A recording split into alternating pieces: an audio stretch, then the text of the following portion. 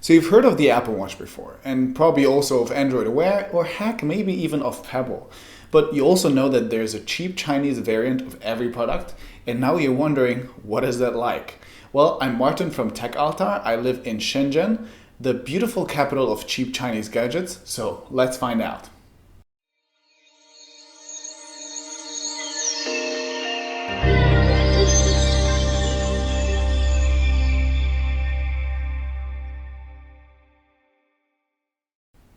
Alright, so I usually do reviews of products from much more well-known brands, but a company called gearbest.com sent me this watch, and I thought, why the hell not? Let's do something fun and different for a change. So this one here is the No.1 Sun S2, where No.1 stands for the brand name and Sun S2 is actually the name of this specific device.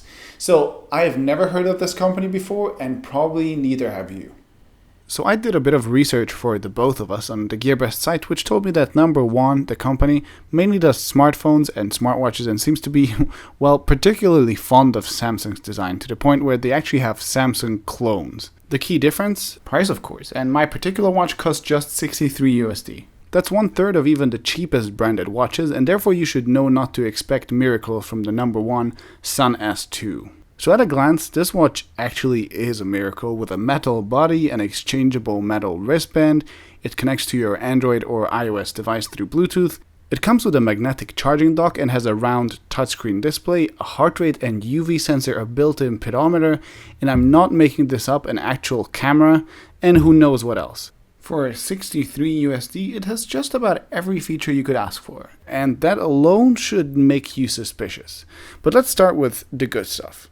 You have a 1.33-inch 240 by 240 round display on the front, with a classic smartwatch style flat tire design on the bottom that probably houses some of the sensors. Now, even Apple wouldn't call this resolution Retina, and it's far from perfect, but for the price, it's really damn good. Colors and contrast are decent, and I can even see it in direct sunlight if I look close enough. What also surprised me was the performance. I have no idea what operating system this is, probably something proprietary, but scrolling through it is smooth enough and I didn't notice any hiccups at all.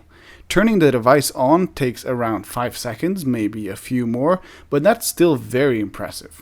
And lastly, I also like that you can easily exchange the wristband to any standard one, and the fact that the band that comes with the smartwatch itself can also be adjusted to fit anything from giant wrists to tiny ones. No problem here.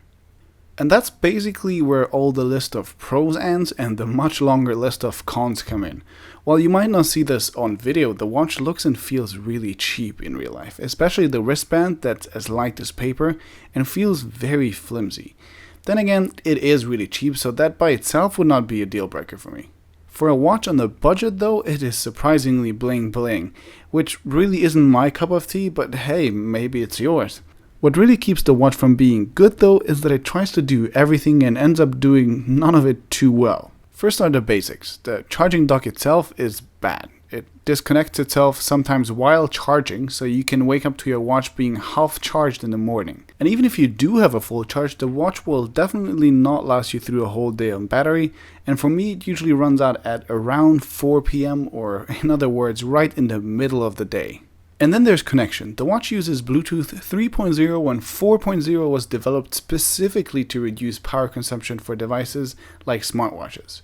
Terrible choice. Connection is stable enough, but power consumption is definitely an issue.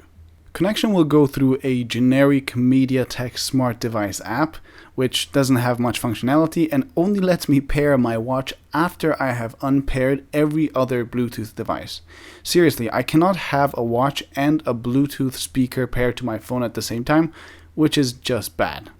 And then let's not forget about the operating system itself, which, as I've said, is not Android Wear or any other popular platform, but something new. And here's a pro tip. If even software giants like Apple and Google haven't really figured out how to create a good UI for smartwatches, chances are that a much smaller company called No.1 straight from China will have an even harder time. And that's apparent right from the moment you try to wake up your watch. So in theory, you can do that by flipping your wrist to your face like so, but sadly the watch turns on too often and the battery just dies even faster if you let it do so. Therefore, I had to turn that feature off and decided to rely on pressing a button instead. If you're used to just looking at your wrist to see the time, then this will annoy you a lot. Once you wake up the watch, you'll be greeted by your choice of one of the whopping 3 analog-looking watch faces, and that's where your customization ends. No useful information at a glance, no nothing. Swipe up to find another watch face for some reason, and then swipe up again to enter the actual menu. Since there's no support for voice controls, using the touchscreen will be the only way to interact with the device. Anyway, you'll see a ton of apps here for a watch, anything from calls, messages, a pedometer, a camera, heart rate and UV measurement, and even a file manager for some reason. And guess what the common thing about them is? None of them really work well. The calling functionality is basically useless because the speaker that's located under the watch is way too quiet even indoors and sometimes decides to not work at all. If you live in the Stone Age and actually still use SMS for some reason, then I guess the Messages app will be good enough for displaying incoming texts, but sending them yourself is painful as you'd have to type them out on this keyboard. I'm sure we can all agree that this is slower than, taking your phone out of your pocket and actually typing something out there. As for the sensors, I'm suspicious that there are actually none, and the watch just randomly generates values and pretends they're readings from those sensors, as most of the time the values seem way off. The heart rate monitor shows me anything between 50 to 100 beats per minute within the same minute, and the UV sensor also goes all over the place and manages to give me low ratings when I'm directly in the sun and high ratings at night. So yeah, it's great. So you were wondering whether maybe the pedometer or sleep monitor are reliable, but I guess you're starting to see a pattern here. First of all, you'd have to turn them both on manually, as they're both off by default, and they turn off every time you turn off the device, so you can't keep them on in the background just by turning them on once, which is a bummer. They don't have a history or can't connect to other fitness apps, and surprise, surprise, neither of them are particularly reliable either, so I just ignored them both. And the camera? It's hilarious. You can take photos in 240 by 240, where your average picture looks like this and your videos like this. And I'm showing both in full size, by the way. The last time I saw beauties like these was 10-15 years ago on the first Nokia phones that started having cameras, And also the camera placement is terrible, as you'll have your hand covering out half the images, and you have to pretend you're Spider-Man or something to get shots. So yeah, the camera is there, but don't really count on it taking good pictures. So if you were looking for a watch that costs just half the money as the big boys, but still keeps up with them, then the No.1 Sun S2 is not the one for you. There's just too many things wrong with it to recommend this as a daily companion.